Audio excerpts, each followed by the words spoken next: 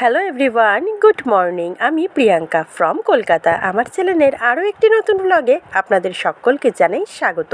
রাধে রাধে বন্ধুরা, সকলেই কেমন আছেন? আশা করব আপনারা সকলেই যেই প্রান্ত থেকে দেখছেন সবাই ভালো আছেন এবং সুস্থ আছেন, আর আপনাদের আশীর্বাদে আমরাও ভালো আছি। আজকে ঘুম থেকে উঠে সকালবেলা কাজকর্ম কমপ্লিট করে, স্নান কমপ্লিট করে যখন জামাকাপড় কেচে কুচে ছাদে গেলাম, দেখলাম আমার ছাদের দোপাটি ফুল গাছগুলিতে খুব সুন্দর দোপাটি ফুল ফুটেছে। তবে নিচেও কতগুলি দোপাটি ফুল গাছ লাগিয়েছি, সেগুলিতে এখনও পর্যন্ত ফুল হয়নি।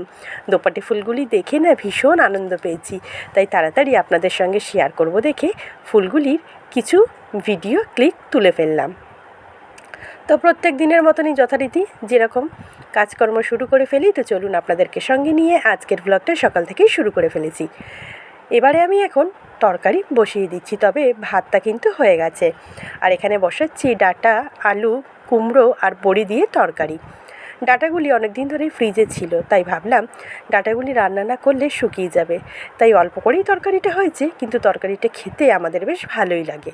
প্রথমে বড়িগুলি তুলে নিচ্ছি ভেজে, তারপরে ওই তেলেই শুকনো লঙ্কা আর পাঁচফোড়ন সম্বার দিয়ে কেটে রাখা ডাঁটা, আলু আর কুমড়োটা ভাজা করে নেবো। তবে আলুটা আগেই সেদ্ধ করে জলটা ফেলে দিয়েছিলাম, যেরকম প্রত্যেক তরকারিতেই দিয়ে থাকি। তো কিছুক্ষণ বড়িটা ভেজে নিলাম।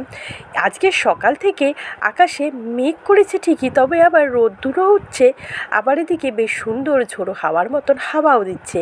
তাই ভাবলাম রিস্ক তো নিতেই হবে, জামাকাপড় জমেছে অনেকগুলি, তার মধ্যে আছে মেয়েদের স্কুলের ড্রেস। তবে স্কুলের ড্রেস শনিবার দিন না কাচলে, রবিবার যদি রোদ না ওঠে, না বৃষ্টি হয়, তবে শুকাবে না, সোমবার স্কুল কামাই হয়ে যাবে। তাই আমি প্রত্যেক শনিবার করেই স্কুলের ড্রেসটা কেচে ফেলি, যাতে শনিবারে অর্ধেক শুকালেও রবিবার দিন অর্ধেক আরও শুকিয়ে যাবে।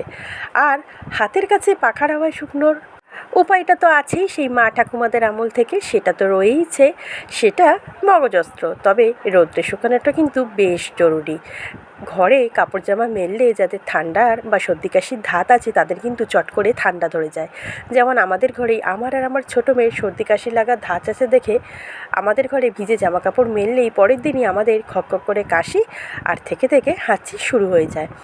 তাই ভিজে জামা কাপড় ঘরে দিয়ে শুকোনোটা আমি যতটা সম্ভব অ্যাভয়েড করি। উল্টিয়ে পাল্টিয়ে ছাদে 50 বার ওঠানামা করে হলেও জামা কাপড়গুলি রোদেই শুকিয়ে নিয়ে আসার ব্যবস্থা করি। তো যথারীতি যেরকম বললাম, সবজিটা ভাজা বসিয়ে দিলাম তরকারি। এবারে কিছুক্ষণ ভেজে নেওয়ার পরে দিয়ে দিচ্ছি একটু আদা জিরে কাঁচা লঙ্কা বাটা, দিয়ে দেবো হলুদ গুঁড়ো, পরিমাণ মতন লবণ দিয়ে সামান্য একটু জল দিয়ে বেশ ভালো করে কষিয়ে নিয়ে আর ভেজে রাখা বড়িটাও কিন্তু দিয়ে দেবো। একসাথে সবগুলি জল দিয়ে একটু কষিয়ে নিয়ে ফাইনালি জলটা অ্যাড করে দেবো। আলুটা তো সেদ্ধ করেই নিয়েছি অর্ধেকের বেশি, আর ডাঁটা কুমড়ো সেদ্ধ হতে কিন্তু বেশিক্ষণ সময় লাগে না, তাই তরকারিটাতে পরিমাণ মতোই অল্প করেই জল দেব। ফুটে গেলেই, আলু কুমড়ো সেদ্ধ হয়ে গেলেই, আর ডাঁটা সে তো প্রথমেই ভাজাভুজি করতে আর তরকারিটা কষাতেই ডাঁটা কিন্তু অর্ধেক সেদ্ধ হয়ে যায়। তবে অনেক সময় যখন প্রথম ডাঁটা ওঠে, আমি তখন তরকারিতে ডাঁটাটা না ভেজে দিই না, যখন কষাই তখন ডাঁটাটা দিই, না হলে ডাঁটাগুলি একদম গলে যায়। তো একটুখানি দিয়ে দিলাম গোলমরিচ গুঁড়ো, যেহেতু এখানে আমি কোনো রকম শুকনো লঙ্কার গুঁড়ো দেবো না, তাই একটু ঝালের জন্য, মানে তরকারিটার যাতে ব্যালেন্সটা ঠিকঠাক হয় তার জন্য দিয়ে দিলাম একটু গোলমরিচ গুঁড়ো। এবারে অল্প একটু জল দিয়ে বেশ সুন্দর করে কষিয়ে নিচ্ছি। বাইরের আবহাওয়াটা আজকে সকাল থেকে বেশ কিন্তু আরামদায়ক ছিল, একবার করে ঝাঁ চকচকে রোদ উঠছে, যেন চোখ ধাঁধিয়ে যাওয়ার মতন। আবার কিছুক্ষণ পরেই মেঘের আড়ালে চলে যাচ্ছে রোদটা। সকাল থেকে যেন সূর্যি মামা আমাদের সাথে লুকোচুরি খেলা খেলছে, এরকমই মনে হচ্ছিল। তো যাই হোক, মনে হওয়া সেটা যে যার নিজের মতন। তো তরকারিটাতে জল দিয়ে দিলাম, এবারে আমি ঢাকনাটা চাপা দিয়ে দেবো। কথা ও আবৃত্তি চ্যানেল থেকে স্বপ্না কাকিমা বলেছেন একটু ব্যস্ত আছি, তাই ভিডিওতে কমেন্ট করতে দেরি হয়ে যাচ্ছে। আর রান্নাবান্না সবই সুন্দর। ফার্স্ট লাইক দিয়ে দেখা শুরু করলাম, সেই অবধি অবশ্যই থাকবো। আমি তো জানি কাকিমা আপনি সবসময় আছেন, আর ব্যস্ততা সে তো লেগেই আছে আমাদের জীবনে, তার মাঝেও যে এত সুন্দর করে কমেন্ট করেন, ভিডিওটা দেখেন, তার জন্য অনেক অনেক ধন্যবাদ। উমার গল্পকথা চ্যানেল থেকে উমা দিদিভাই বলেছে যে সত্যি গাড়ির আওয়াজ ভীষণ ওনাদের ওখানেও হয়, আর রান্নাবান্না মিলিয়ে ভিডিওটা সুন্দর হয়েছে। থ্যাংক ইউ দিদিভাই, আপনাকেও এত সুন্দর করে কমেন্ট করার জন্য, ভিডিওটি দেখে পাশে থাকার খাওয়ার জন্য। তরকারি কিন্তু কমপ্লিট হয়ে গেছে, তুলে ধরলাম আপনাদের সামনে। কেমন হয়েছে অবশ্যই জানাবেন। এবার বসিয়ে দেবো লটিয়া মাছটা। কালো জিরে ফোড়ন দিয়ে পেঁয়াজ রসুনটা ভাজা বসিয়ে দিলাম। লবণ দিয়ে বেশ খানিকক্ষণ ধরে পেঁয়াজ রসুনটা ভেজে নেব। তারপরে একটু আদা রসুন বাটা দেবো। আজকের এই 2 পদই করেছি, তবে না 2 পদটা আপনাদের সামনে তুলে ধরলাম। আর একটু করে নিয়েছিলাম প্রথমেই পেঁপে দিয়ে আর তেলাকচু পাতা দিয়ে ওই শুক্তো মটন, যেটা আমরা করে থাকি। অনেক দিন করা হয়নি, তাই আপনাদের দাদাভাই বলল ওটা করে নাও, সকালে ওটা দিয়েই ভাত খাওয়া হয়ে যাবে। তবে আমি তো সকালে ভাত খাই না, আমি পাউরুটি খেয়েছিলাম, টিফিনটাও করেছিলাম। আমি পাউরুটি খেয়েছিলাম, তবে ওগুলি আর তুলে ধরা হয়নি। 14 বার বৃষ্টি নামছে, আবার ঝাঁ চকচকে রোদ উঠছে। একবার জামা কাপড় তুলে নিয়ে আসছি, আবার দিতে যাচ্ছি। কী যে অবস্থা হচ্ছে এই কদিন ধরে বৃষ্টিতে নাজেহাল, সেটা আমরাই জানি। আর উনি যে ওপরে যিনি বসে আছেন সেই জানেন। তো যাই হোক, পেঁয়াজটা খুব সুন্দরভাবে মিশিয়ে দিলাম লবণ দিয়ে। একটু ভাজা ভাজা হয়ে গেছে, তবে আমি না মাঝখানে আদা রসুনের বাটাটা দিয়ে দিয়েছিলাম। এখন দিয়ে দিচ্ছি টমেটো কুচিটা, আর দিয়ে দেবো গুঁড়ো মশলাগুলি। দিয়ে দেবো একটু লঙ্কার গুঁড়ো, হলুদ গুঁড়ো, আর দেবো কাশ্মীরি লঙ্কার গুঁড়ো। লটিয়া মাছ দেখবেন তেলে ঝালে মশলায় কষিয়ে রান্না না করলে কিন্তু একদমই ভালো লাগে না খেতে।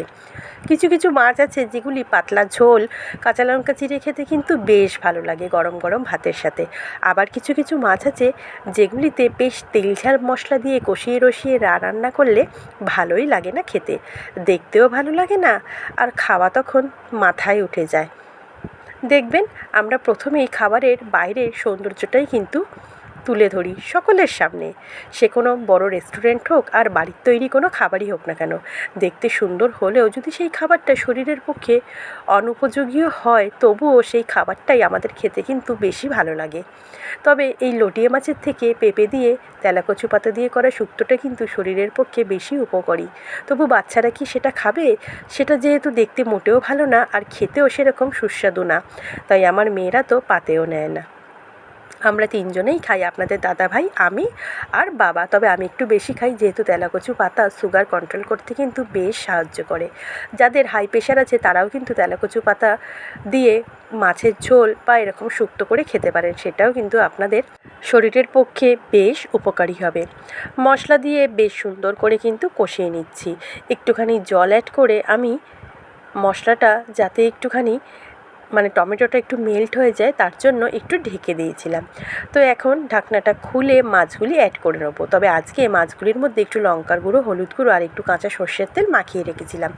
তবে আজকের আর মাছটা আমি ঢেকে দিইনি, কেন একটু তাড়া ছিল, আর আমিও একটু বেরোবো, সেই কারণেই আর কি আমি একটু গ্যাসটাকে হাই ফ্লেমে রেখেই বেশ কিছুক্ষণ রেখেছিলাম, মিনিট 10-15 মতন রেখে দেখলাম মাছটা একদম কমপ্লিট হয়ে গেছে। এবারে ধনেপাতা কুচিটা ওপর থেকে দিয়ে আপনাদের সামনে তুলে ধরবো। অবশ্যই জানাবেন আজকের রান্না দুটো দেখতে কেমন হয়েছে। তবে লঙ্কার দেওয়াতে বেশ ঝাঁঝ উঠছিল, কিন্তু যেহেতু মাছ রান্নাটায় একটুও জল দিইনি। আর লটিয়া মাছ রান্নায় যদিও জল লাগেও না, মাছ কড়াইতে দিলেই কিন্তু মাছ থেকে জল বেরিয়ে যায়, সেই জলেই মাছ কিন্তু সেদ্ধ হয়ে যায়। তবে আজকে আমার বড় মেয়ে বলছিল তুমি এখন আর ঝুড়ো বানাও না। আমি বললাম দেখ কী করে বানাবো, ঝুড়োতে তো আলু দিতেই হবে, আর আলুটা তো এখন আমি খাচ্ছি না, সেই কারণে। যাই হোক, মাছ রান্না হয়ে গেছে, ওপর থেকে একটু ধনেপাতা ছড়িয়ে দিয়ে আপনাদের সামনে তুলে ধরলাম। কেমন লাগলো অবশ্যই কিন্তু জানাবেন। আজকের মতন এখানেই রাখলাম, আশা করব ভালো লাগলে অবশ্যই চ্যানেলটা সাবস্ক্রাইব করে পাশে থাকবেন। ভিডিওটি দেখার জন্য অনেক অনেক ধন্যবাদ। আজ তবে রাখি, দেখা হচ্ছে আগামী দিন। রাধে রাধে।